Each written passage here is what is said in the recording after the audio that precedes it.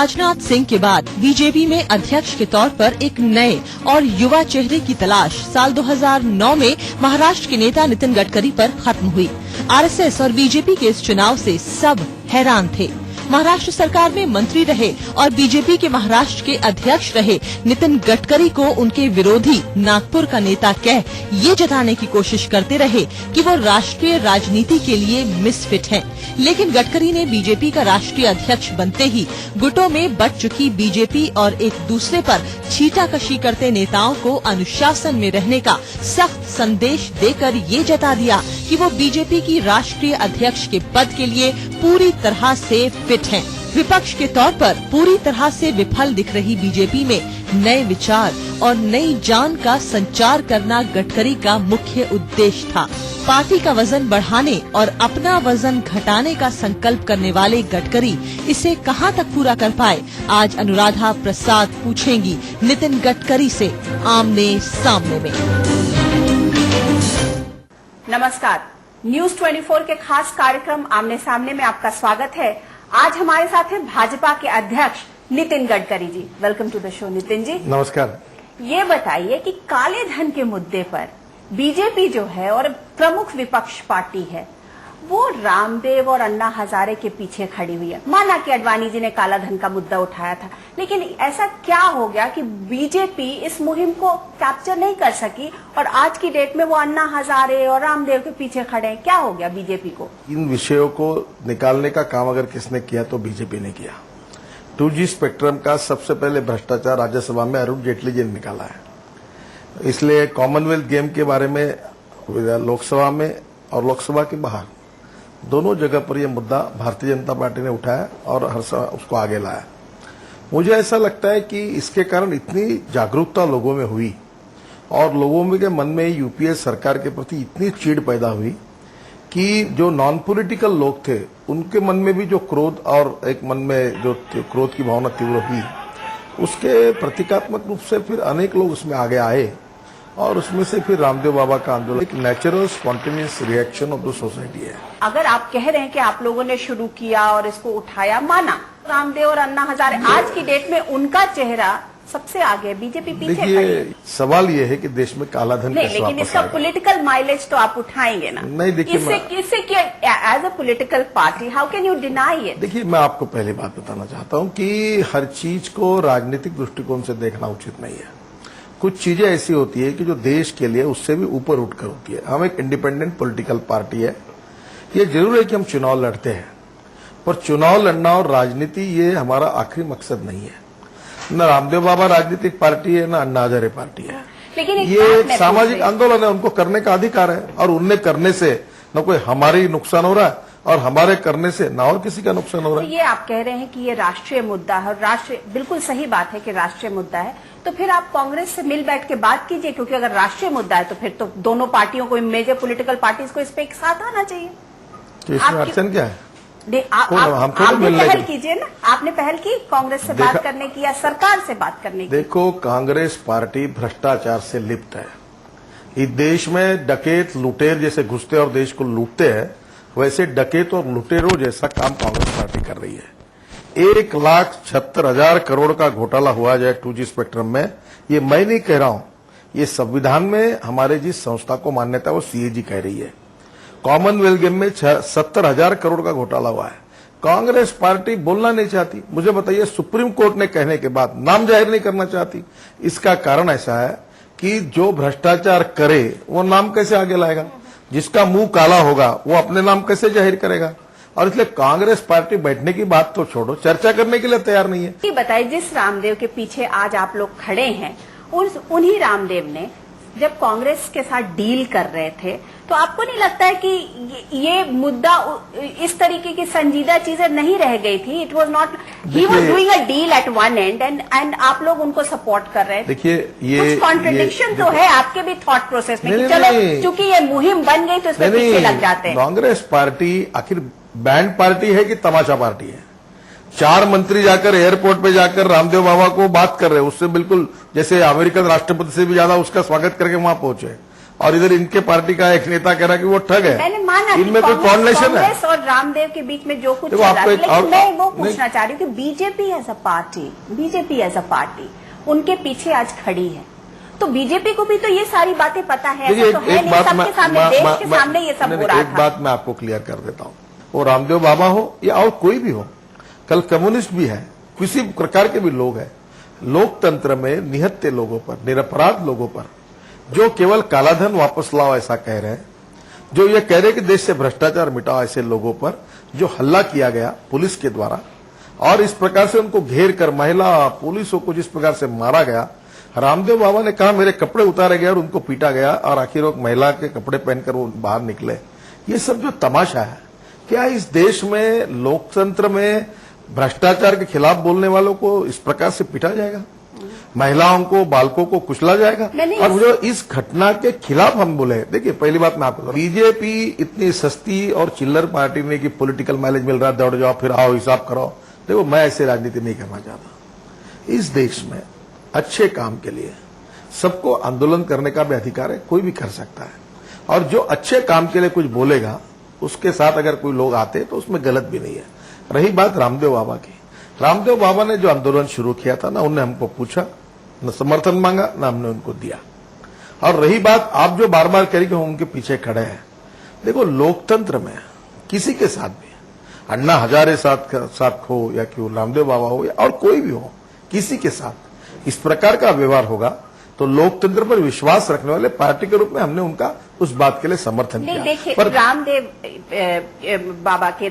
बाबा रामदेव के अनशन के ऊपर जो कुछ भी हुआ, लाठीचार्ज हुआ, उसके बाद धरना प्रदर्शन किसने किया? बीजेपी ने किया, जाकर के अनशन सत्याग्रह उन्होंने राजघाट पे किया। साध्वी रितंबरा उनके साथ दिखी, वो आपके संघ परिवार की हैं। अशोक सिंघल जाके वहां बैठे और जब उन्होंने उनका पूरा व्यक्तित्व वो आया स्टेटमेंट कि हम इन रामदेव के साथ में खड़े, तो इस बात को पूरा देश कैसे मान ले? उसके बाद आपकी लीडर ऑफ ऑपोजिशन उनसे मिलने जाती हैं बाकायदा हरिद्वार, तो ये बात आप जो कह रहे हैं कि हम उनके पीछे नहीं खड़े, कोई मानने को तैयार नहीं है। अशोक सिंघल जी विश्व हिंदू परिषद के हैं, साध्वी ऋतुम्बरा जी उनका भी विश्व हिंदू परिषद का रिश्ता है। मुझे बताइए कि क्या इस देश में आपकी लीडर ऑफ ऑपोजिशन तो गई ना मिलने, क्यों नहीं जाएगी? ये हमारा कर्तव्य नहीं है क्या इस देश अच्छा, में? तो वीएचपी से आप लोकतांत्रिक अपना डिस्टेंस मेंटेन कर रहे हैं। आपने ये कह दिया कि वीएचपी और उसके जो लीडर है उनसे डिस्टेंस की हमारा बात है, कोई मुझे मतलब संबंध नहीं है। ये देखिए, एक पहली बात समझिए, आप बिल्कुल स्पष्ट रूप से समझिए कि विश्व हिंदू परिषद एक इंडिपेंडेंट ऑर्गेनाइजेशन है, नॉन पॉलिटिकल ऑर्गेनाइजेशन है। उनके निर्णय वो तय करते हैं जिसके साथ हमारा डायरेक्टली इनडायरेक्टली कोई संबंध नहीं। बिल्कुल ये सच है। मतलब ये स्टेटमेंट जा रहा है कि वीएचपी के साथ बीजेपी का कोई डायरेक्टली और इनडायरेक्टली संबंध नहीं है। आप देखिए, दोनों अर्थों को जोड़कर मत करिए। अच्छा, ये बताइए कि बीजेपी रामदेव के साथ जितनी साथ में दिखी उतनी अन्ना हजारे के साथ में नहीं दिख रही, क्या बात है? पहली बात, हम अन्ना हजारे जी के आंदोलन में भी हमारी सहानुभूति थी, शुभेच्छाएं थी। रामदेव बाबा के भी आंदोलन के बारे में हमारी शुभेच्छाएं थी, हमारी सहानुभूति थी। हम दोनों जगह पर क्रियाशील रूप से न कहीं गए थे, न हमने हमारे कार्यकर्ताओं को आह्वान किया था। एक बात जरूर थी कि जिस बात के लिए दोनों आंदोलन कर रहे थे, वो भ्रष्टाचार मिटाने का कार्यक्रम हो या विदेशी धन वापस लाने का हो, दोनों बातों को हमारा समर्थन था। हम कब आए इसमें आप देखिए, जिस दिन रामलीला मैदान पर रात को निहत्थे लोगों पर जिस प्रकार से पिटाई गई, अब ये स्थिति जब कोई लोकतंत्र में होती है, मेरी बात तो छोड़ो, अमेरिका की सरकार के प्रवक्ता ने कहा कि हिंदुस्तान के काम में हस्तक्षेप हमको करना नहीं है, पर जो कुछ हुआ वो दुखद और दुर्भाग्यपूर्ण है। पूरी दुनिया ने भर्त्सना की है, और ऐसे समय अगर भर्त्सना करके अगर इस घटना के खिलाफ अगर हम राजघाट पर बैठते हैं तो इसमें क्या हमने गलत किया? जो क्वेश्चन पूछा जा रहा है कि रामदेव बाबा ने कांग्रेस या सरकार के साथ डील कर रहे थे, तो वो क्या डील थी? और लोग ये पूछ रहे कि रामदेव बाबा और बीजेपी के अंदर क्या डील है? देखो, हमारी और रामदेव बाबा की डील अगर कोई है तो जो कोई मायका लाल हो, कांग्रेस में बैठा हो, वो उसके बाद सीबीआई है, सीआईडी है, ये सब कांग्रेस ब्यूरो ऑफ इन्वेस्टिगेशन ही है, इनकी कंपनियां सब। अगर होगी तो जाहिर करें कि रामदेव बाबा को अड़चन में लाने के लिए और उस आंदोलन के बारे में ये पॉलिटिकली मोटिवेटेड बाय बीजेपी इस कहने के लिए जानबूझकर गलत प्रचार करने का षड्यंत्र कांग्रेस पार्टी ने रचा है, और वो कह रहे हैं। किस तरीके की बातें आ रही है मीडिया में कि जो इन्वेस्टिगेशंस हो रहे हैं उनके पतंजलि ट्रस्ट पर और उनके जो पार्टनर हैं आचार्य बालकृष्ण पर और जिस तरीके की बातें आ रही हैं मीडिया में सामने आ रही हैं कि इतने 1700 या 1800 करोड़ का एम्पायर और ये और वो और साथ में फर्जी पासपोर्ट का भी मसला आचार्य बालकृष्ण के ऊपर, तो आपको नहीं लगता कि उनका भी दामन जो है वो बिल्कुल पाक मुझे साफ लगता नहीं है क्यों ये सब बातें आई। ये रामदेव बाबा जब एयरपोर्ट से उतरे तो वो फाइनेंस मिनिस्टर थे प्रणब मुखर्जी, और ये इनके साथ 4 मंत्री बैठकर उनको इतना आदर से मिलने के लिए क्यों गए? तब कुछ नहीं था।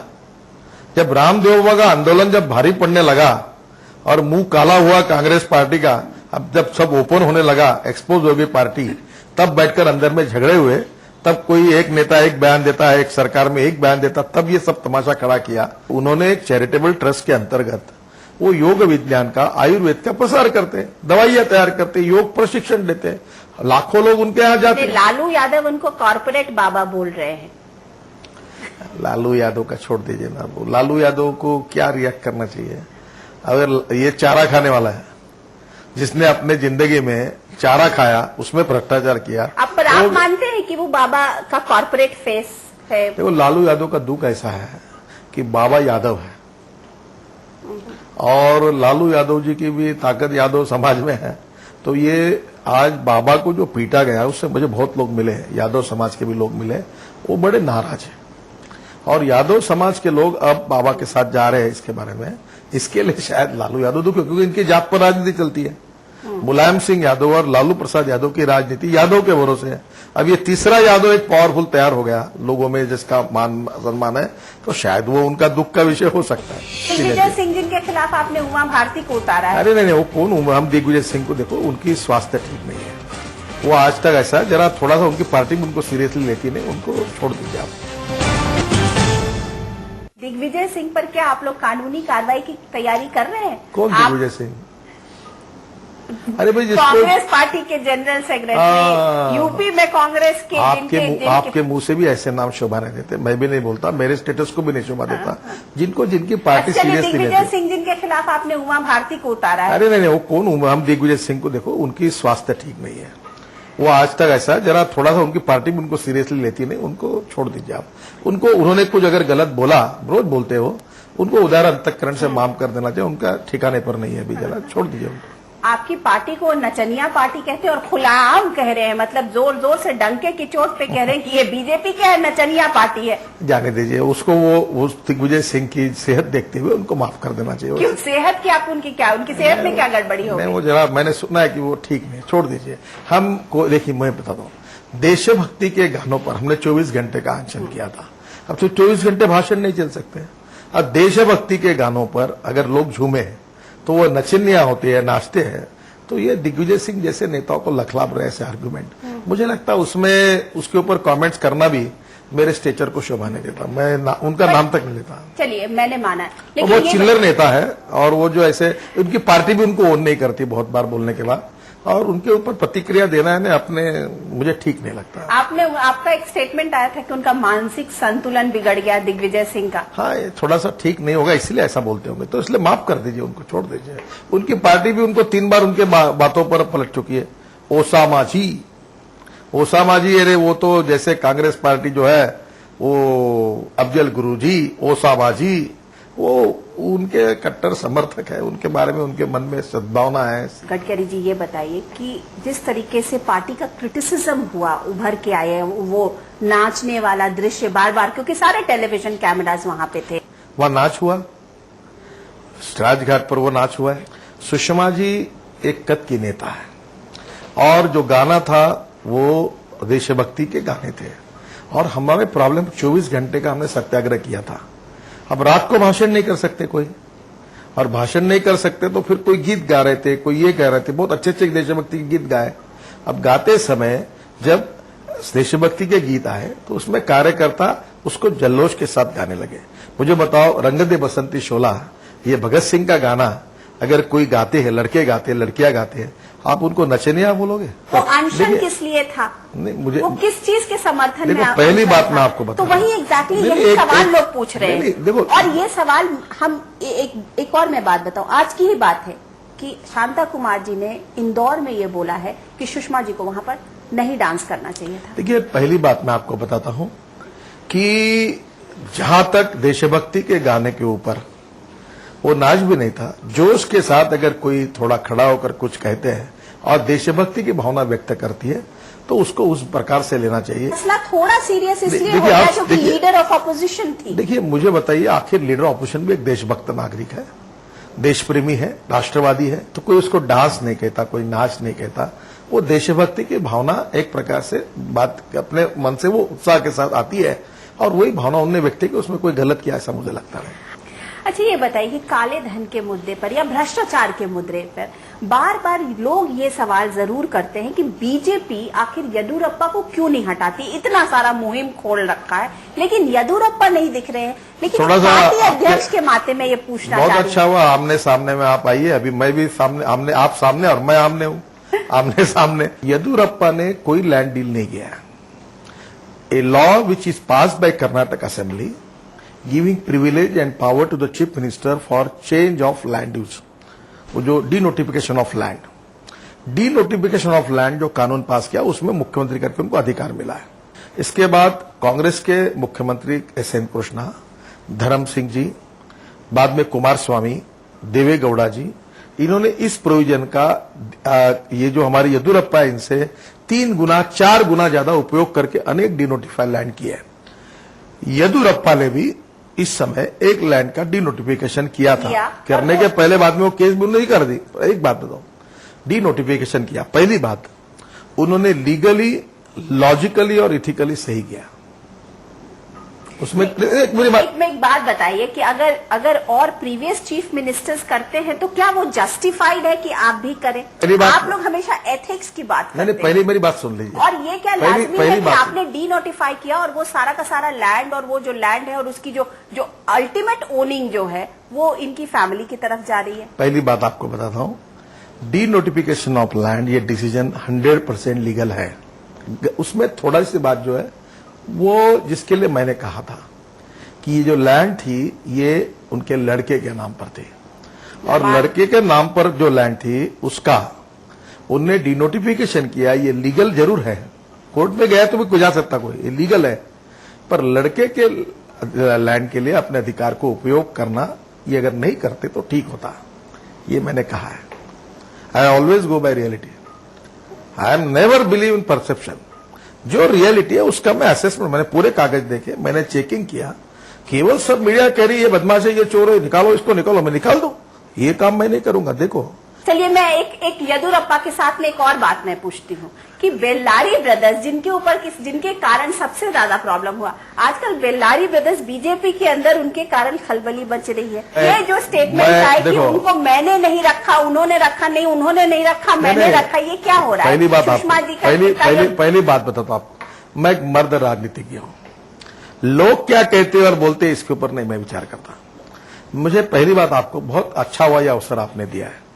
जिन लोगों ने हमारे पार्टी के बुरे दिनों में हमको साथ दिया है वो हमारे साथ है। दूसरी बात, जब हमारी सरकार बनी उस सरकार बनाने में भी उनका सहयोग था, उनकी मेहनत थी, उनके परिश्रम थे। आज उनके ऊपर इंक्वायरी चालू है, सुप्रीम कोर्ट तक केसेस चालू है। उनके ऊपर आंध्र प्रदेश के पूर्व मुख्यमंत्री को लेकर कांग्रेस का जो गुस्सा है, इसकी कांग्रेस पार्टी को कीमत चुकानी पड़े। आप देखो, मेरे वाक्य को अच्छी तरह से याद रखो। अगर कोर्ट में और लोकायुक्त में अगर रेड्डी जी के ब्रदर्स के खिलाफ अगर कोई निर्णय आता है तो निश्चित रूप से आपको मेरे उस बात में वजन है। मैं तो रेड्डी जी से जो बियॉन्ड बात है, आपकी पार्टी को वो कैसे इम्पैक्ट कर रहा है, मैं उसकी बात कर रही हूँ। मैं तो ये पूछ रही हूँ कि फिर सुषमा जी का ये बयान क्यों आया कि मैंने रेड्डी बेल्लारी ब्रदर्स को नहीं बनाया, इट वॉज अरुण जी थे, अनंत कुमार जी थे, येदियुरप्पा जी थे, उन लोगों ने बनाया। और मैं तो इसके खिलाफ थी कि तीनों के तीनों। आउटलुक में इतनी बड़ी मुलाकात आई, 2 वाक्य पूरे मीडिया ने उठाया। ये इसलिए उठाया क्योंकि इस तरीके की बातें मीडिया में होती रहती कि बीजेपी के 2 जो लीडर ऑफ ऑपोजिशन हैं राज्यसभा में, अरुण जेटली जी और सुषमा जी में नहीं पटती है, तो ऑब्वियसली ये तो कहीं पर मिर्ची लगेगी ना। ये बात अगर स्टेटमेंट दिया जाएगा तो कैसे मीडिया नहीं लगी तो आप जैसे सब लोग उस पर मिर्ची के पॉकेट लेकर अरे कोई आपका लीडर ऑफ ऑपोजिशन जो है वो ये स्टेटमेंट दे रहा है तो उसको मीडिया क्या माने? पहली बात है कि दोनों के बीच में कोई प्रॉब्लम नहीं है। जब एक आधे बार एक स्टेटमेंट दे जाता है, दूसरे को पता नहीं रहता, दूसरी जगह बोल देता, तो कभी अंतर आता है, उससे गलतफहमियां पैदा होती है। जहां तक अरुण जी और सुषमा जी दोनों में कोई प्रॉब्लम नहीं, दोनों मिलकर लोकसभा और राज्यसभा में बड़े अच्छे तरीके से कांग्रेस के खिलाफ, यूपीए सरकार के खिलाफ लड़ रहे हैं और कोऑर्डिनेशन अच्छा है। कभी कभी मीडिया में बोलते समय एक आधे बार एक व्यू पॉइंट एक आधे बार व्यक्त होता है, वो दूसरे को पता नहीं होता, दूसरा कुछ व्यू पॉइंट व्यक्त करता है, उससे कुछ कभी कॉन्ट्राडिक्शन पैदा हो जाता है, वो लोकतंत्र में चलता है। ये बताइए, जब आप पार्टी के अध्यक्ष बने थे तो आपका जो एक स्टेटमेंट आया था कि मैं सबको लेके चलूंगा, पार्टी में कोई एक दूसरे की खिलाफत नहीं करेगा और मैं इसके प्रति बहुत I am very very strict about it.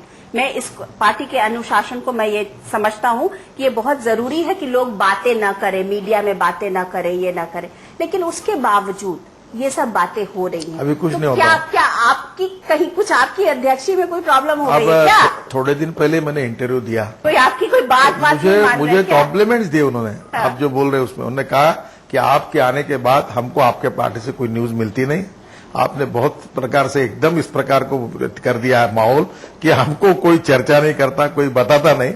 हमारे पार्टी की लगभग जो बातें आती थी बाहर वो बंद हो गई। आज मीडिया से कोई ऑफ द रिकॉर्ड बातचीत नहीं। नितिन गडकरी का डंडा चल रहा है क्या पार्टी पे? देखो, आपका भी बहुत बड़ा विचार है। अगर चल रही है तो आप अध्यक्ष होने के बाद क्यों चल रही है? आपको कोई सुनता नहीं, मीडिया का नहीं काम चल रही है तो फिर आप डंडा चला रहे, यानी हम आगे गए तो भी दोषी, पीछे गए तो भी दोषी। जब पब्लिक स्पेस में जब होते हैं तो ऐसी बातें देखिए, तो होंगी। पहली बात ऐसी है कि हम लोकतांत्रिक पार्टी है। एक मैडम मालकिन है और बाकी नौकर काम कर रहा है, स्टॉप मन लगे स्टॉप, स्टार्ट मन लगे स्टॉप, ऐसा नहीं है। हमारे पार्टी में सब मिलकर प्रतिभाशाली नेता है, एक एक की अपनी ताकत है और इसलिए वो काम करते समय कभी मतभिन्नता होती है पर मनभेद नहीं होने चाहिए। ये पर वो कोई विशेष लोग तो यही पूछना चाह रहे हैं कि क्योंकि समझ में नहीं आ रहा है कि किस लीडर को लेके बीजेपी आगे मैं आपके जाने सामने वाली है। हूं ना, आमने तो सामने। क्या ये मान लें कि नितिन गडकरी जो है वो प्रधानमंत्री का चेहरा है बीजेपी का? देखिए, मैं तो भारतीय जनता पार्टी का निष्ठावान कार्यकर्ता हूं और अपने जीवन के जो मेरे 25 साल है वो देश, समाज और गरीब व्यक्ति के लिए मैंने दिए हैं। हमारे पास लाइन से एक नेता है जो प्रधानमंत्री बनने की क्षमता रखते हैं, पर हमारी जो पार्लियामेंट्री बोर्ड है, कौन है ये तो बता दीजिए। नहीं, सभी है साथ में ना। अच्छा चलिए, नाम गिना दीजिए कि किनके नाम जो है उस वक्त आएंगे सामने। कितने सारे आपके तो बतेरे लीडर्स हैं। आज मैं इतना ही बोल रहा हूँ, अभी बहुत सारे आपके लीडर्स हैं। देखो, अडवाणी जी है, सुषमा जी है, अरुण जी है, नरेंद्र मोदी है, बाद में राजनाथ सिंह जी है, डॉक्टर मुरली मनोहर जोशी है, नितिन गडकरी है, मैं नहीं हूँ। सिनेमा स्कोप में इतने सारे स्टार्स को जब आप लेके जाएंगे तो उसमें लोग तो ये तो पूछेंगे कि भाई हीरो कौन है, कैरेक्टर आपने आपने वो हिंदी फिल्म में देखी क्या? 70 mm में जिस तरीके से आपने मनमोहन देसाई की फिल्में होती थी उसमें बहुत सारे बड़े बड़े स्टार्स होते थे। मनमोहन देसाई के एक उस फिल्म में तरीके- 4 हीरो रहते थे। तो वही तो मैं पूछ रही हूँ, लेकिन एक हीरो होता था, एक अमिताभ बच्चन जरूर होता था या एक धर्मेंद्र होता था। आज की डेट में देखिए, कौन है? हमारी फिल्म 4 हीरो की है, 5 हीरो की है, पर सिल्वर जुबिली तो होने वाली है। बीजेपी ने उमा भारती को जिसे कह सकते हैं तड़ी पार कर दिया मध्य प्रदेश से। हमने किसको तड़ीपार नहीं किया और तड़ीपार करने के ऑर्डर निकालने वाली हमारी पार्टी लोकतांत्रिक पार्टी है। ये बताइए कि बीजेपी ने उमा भारती को जिसे कह सकते हैं तड़ी पार कर दिया मध्य प्रदेश से, उत्तर प्रदेश में लाके बैठा दिया। ये क्या? ये कहाँ का तड़ीपार किया? कौन सा ऑर्डर मिल गया आपको तड़ीपार करने का? किसने बताया आपको? वो आपने उत्तर प्रदेश का इंचार्ज बना दिया। अगर उमा भारती हमेशा से मध्य प्रदेश में काम करती रही हैं। मुझे बताइए, उत्तर प्रदेश का मुझे अगर इंचार्ज बना बताइए, दिया। देखिए, उत्तर प्रदेश में चुनाव होने वाला है। कहा यह जा रहा है कि आपकी पार्टी के अंदर ही शिवराज सिंह चौहान और कुछ और नेता नहीं चाहते थे। बहुत दिनों से उमा भारती तो कोशिश में थी। देखिए, उनकी बीजेपी पहली बात आपको पता है कि हमने किसी को तड़ीपार नहीं किया और तड़ीपार करने के ऑर्डर निकालने वाली हमारी पार्टी लोकतांत्रिक पार्टी है। उमा भारती जी को जो जिम्मेदारी दी है, आने वाले 11 महीने में जो उत्तर प्रदेश का चुनाव है, उस चुनाव में पूरी तरह वो फोकस करे। और मध्य प्रदेश में वो काम करेंगी? जाएगी ना, क्यों नहीं जाएगी? अगर उसको मध्य प्रदेश के अध्यक्ष और मुख्यमंत्री कहीं बुलाएंगे तो बिल्कुल जाएगी, वो निश्चित जाएगी। मतलब उनके बुलाने पर डिपेंडेंट? अरे भाई, पार्टी उन्हें और कोई बुलाएगा तो जाएगी ना। देखो, अभी वो भोपाल में उनके भाई, उनकी तबीयत ठीक नहीं हो गई, वो मध्य प्रदेश। आप चाहते हैं कि वो मध्य प्रदेश में पार्टी का काम करे? नहीं, अभी तो मैंने उनको उत्तर प्रदेश का काम दिया हुआ है ना। उन्होंने कहा कि वो री इंजीनियरिंग करेंगी और उनका नारा होगा राम मंदिर से राम राज्य। तो क्या ये मान लिया जाए कि वापस राम का नाम से फिक्स जो है वो बीजेपी के एजेंडा में रहेगा फिर से? राम राज्य की कल्पना ये आदर्श राज्य की कल्पना है। और रहा राम मंदिर का मुद्दा, अब तो कोर्ट ने निर्णय दे दिया, ये साफ हो गया। जिस बात के लिए हम आंदोलन करते थे कि जो विवादित जगह है वो प्रभु रामचंद्र का जन्म स्थान है, अब इसका निर्णय न्यायालय ने दिया है, अब ऊपर के न्यायालय में चल रहा है केस। मैं तो मानता हूं कि प्रभु रामचंद्र देश की अस्मिता के, इतिहास, संस्कृति के प्रतीक है। सबकी सहयोग से, सभी धर्मियों के सहयोग से अगर भव्य राम मंदिर निर्माण हो तो मुझे लगता है ये देश के लिए बहुत अच्छा होगा। रही बीजेपी की बात, राम मंदिर हमारा चुनावी मुद्दा नहीं, राजनीतिक मुद्दा नहीं। क्या उमा भारती बीजेपी का उत्तर प्रदेश के मुख्यमंत्री का चेहरा है?